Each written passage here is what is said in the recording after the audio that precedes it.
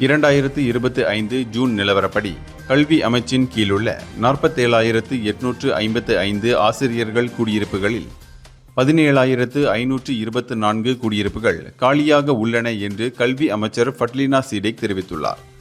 இந்த குடியிருப்புகள் பழுதடைந்த நிலை, அதிக பராமரிப்பு செலவுகள், பாதுகாப்பற்ற நிலையிலான இருப்பிடங்கள் போன்ற காரணங்களால் இவை காலியாக உள்ளன. இது மட்டுமின்றி சில குடியிருப்புகள் நாசவேலை, திருட்டு அபாயங்களையும் எதிர்கொண்டுள்ளன. எனவேதான் ஆசிரியர் குடியிருப்புகளின் பயன்பாட்டை மேம்படுத்த 673 குடியிருப்புகள் மாற்றி அமைக்கப்பட்டும், பகிரப்பட்டும், மாற்றப்பட்டும் அல்லது குத்தகைக்கு விடப்பட்டும் உள்ளன.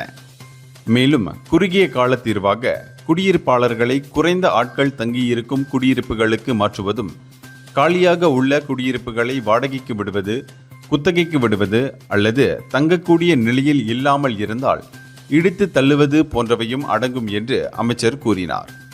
இதனைத் தொடர்ந்து காலியாக உள்ள குடியிருப்புகளை மறுசீரமைப்பதற்கும் மறு பயன்பாட்டிற்கு பயன்படுத்துவதற்கு தேவையான திட்டங்களை உருவாக்குவதற்கும் அமைச்சு GLC, GLIC நிறுவனங்களுடன் ஒன்றிணைந்து செயல்பட்டு வருகிறது. அமைச்சரவை உத்தரவை தொடர்ந்து 613 குடியிருப்புகள் உள்துறை அமைச்சின் ஊழியர்களாலும், காவல்துறையாலும், போதைப்பொருள் தடுப்பு ஏஜென்சிகளாலும் பயன்படுத்தலாம் எனவும் தெரிவிக்கப்பட்டுள்ளது. முன்னதாக ஆசிரியர்கள் ஏற்கனவே கிடைக்கக்கூடிய குடியிருப்புகளின் மோசமான நிலை குறித்து கவலை தெரிவித்துள்ளனர் என்பது குறிப்பிடத்தக்கது. இந்தியர்களின் இதய குரல் மக்களோசை.